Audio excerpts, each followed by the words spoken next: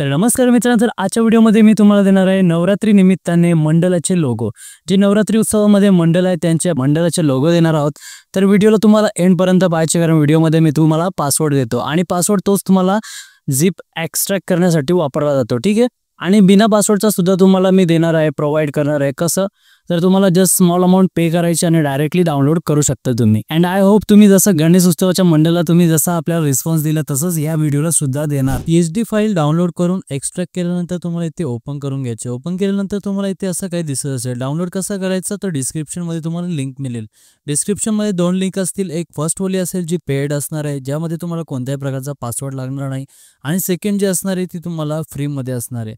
फ्रीमध्ये तुम्हाला 1-1 KB अशी मिळणार आहे. तर ती तुम्हाला इथे क्लिक करून डाउनलोड करून घ्यायची. ओके, ही PSD फाईल तुम्ही ओपन केल्यानंतर इथे तुम्हाला राईट साईडला दिसेल 1 2 3 4 5 6. ओके, 6 लोगो मी तुम्हाला दिलेले आहेत.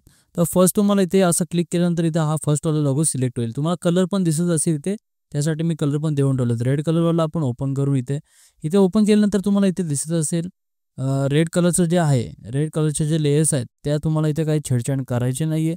आणि जो ग्रीन कलरचा आहे तुम्ही ते चेंज करू शकता. पहिलं तुम्हाला इथे काय करायचं आहे, इथे हाईड करून ठेवायचे. ठीक आहे, हे हाईड करून घ्या आणि मग तुम्ही इथे यांचा दोघांचा ग्रुप करून एक्सपोर्ट करू शकता. आता इथे तुम्हाला टेक्स्ट कसं चेंज करायचं तर टेक्स्ट चेंज करण्यासाठी तुम्हाला याच्यावर डबल क्लिक करायचे. डबल क्लिक केल्यानंतर तुमचं जे काही टेक्स्ट असेल ते इथे तुम्ही टाकू शकता. आणि हा फॉन्ट इन्फिनिटी आहे, इन्फिनिटी 39 फॉन्ट आहे. हा आपण प्रोव्हाइड करणार नाही आहे, पेडमध्ये पण नाही ना, फ्रीमध्ये सुद्धा नाही.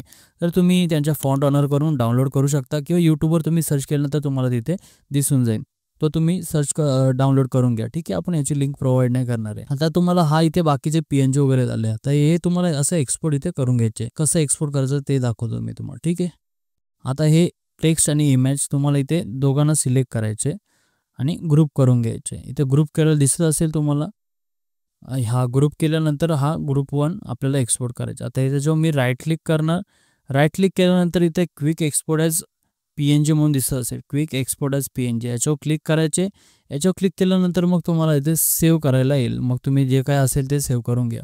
ठीक आहे, मी परत अनग्रुप करतो. हे बघा तुम्हाला इथे असं सेव्ह करायला येईल. पण मी परत अनग्रुप करून दाखवतो तुम्हाला.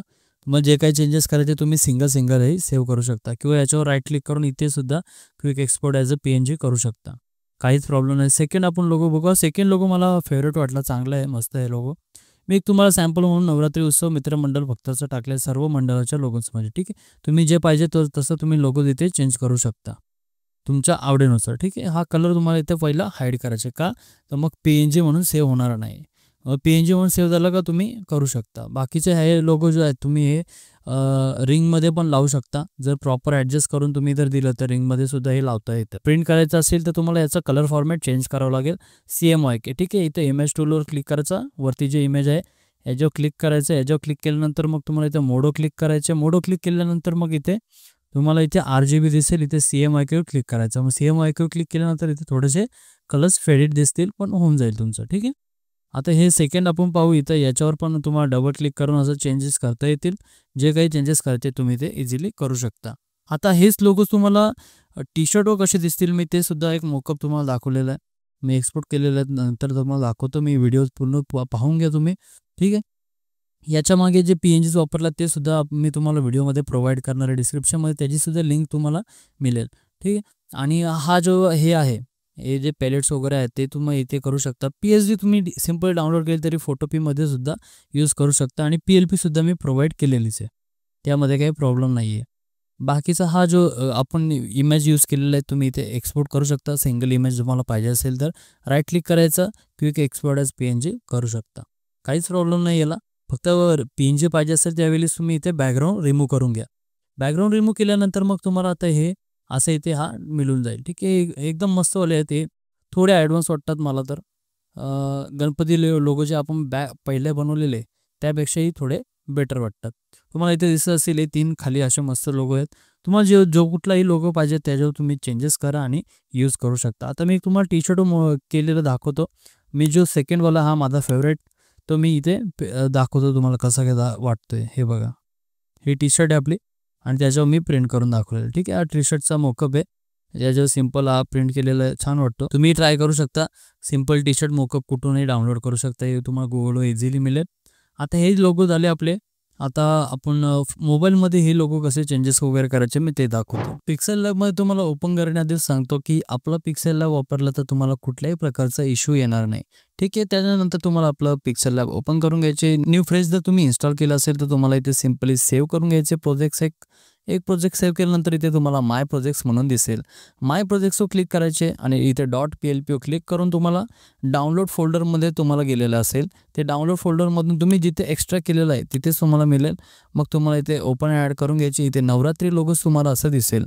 ठीक आहे. फर्स्ट लोगो आपण पाहू. या फर्स्ट लोगोमध्ये सुद्धा तुम्हाला सेम मी जसं फोटोशॉपमध्ये दिले तसंच इथे इफेक्ट वगैरे सर्व दिलेलं आहे. तुम्हाला याच्यावर डबल क्लिक करायचे. डबल क्लिक केल्यानंतर इथे याच्यावर डबल क्लिक केल्यानंतर तुम्हाला इथे आता वेगळं आपल्याला फॉन्ट यूज करायचे. त्यासाठी आपल्याला AMS फॉन्ट लागणार आहे. AMS तुम्ही टाईप करू शकता किंवा युनिकोड पॅड वापरा. युनिकोड पॅड ओपन करा. तुमच्याकडे प्ले स्टोअर असेल प्ले स्टोअरवरून डाउनलोड करू शकता आणि याच्यामध्ये तुम्ही जे पाहिजे तसं इथे टाईप करा आणि डाउनलोड करून घ्या. त्याच्यानंतर मग तुम्हाला इथे असं इथे येईल. हा युनिकोड टाकल्यानंतर येईल. माझं आता प्रॅक्टिस झाली म्हणून मला हा जमतो. डायरेक्ट मी टाकतो युनिकोड पॅड वापरत नाही. ठीक आहे. हा तुम्हाला इथे जे काय टाकायचं असेल ते तुम्ही इथे चेंजेस करू शकता आणि हे चेंजेस केल्यानंतर याला PNG म्हणून कसं सेव्ह करायचं तर इथे ट्रान्सपरंट बॅकग्राऊंडवर क्लिक करा तुम्ही. ट्रान्सपरंट केल्यानंतर मग इथे 3 डॉट्स असतील वरती त्याच्यावर क्लिक करून सेव्ह करून घ्या.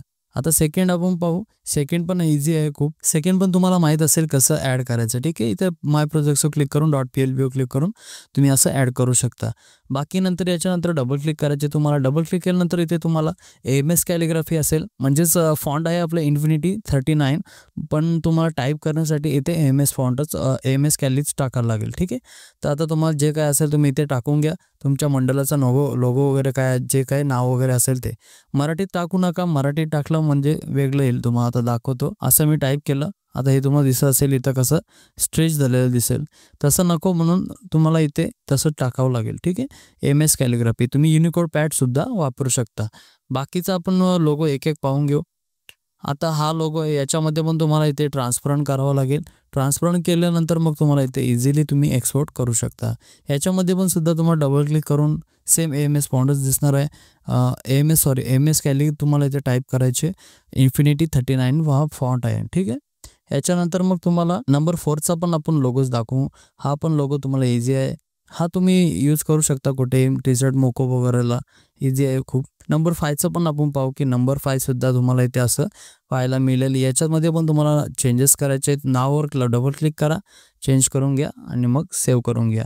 बाकी याचा आपण बॅकग्राऊंड मला वाटतं डायरेक्ट ॲड केलेलं आहे. नाही डायरेक्ट तुम्ही बॅकग्राऊंड ट्रान्सपरंट करू शकता. ओके. असं बॅकग्राऊंड ट्रान्सपरंट करू शकता. आता लास्ट वाला आपण लोगो पाहू.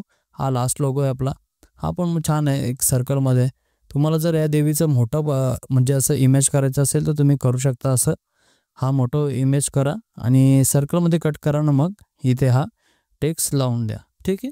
काहीच प्रॉब्लेम नाही किंवा दुसराही तुम्ही इमेज घेऊ शकता. आणि हा सेव्ह कसं करायचा तर 3 डॉट्सवर क्लिक करा. एक्सपोर्ट इमेजवर क्लिक करा.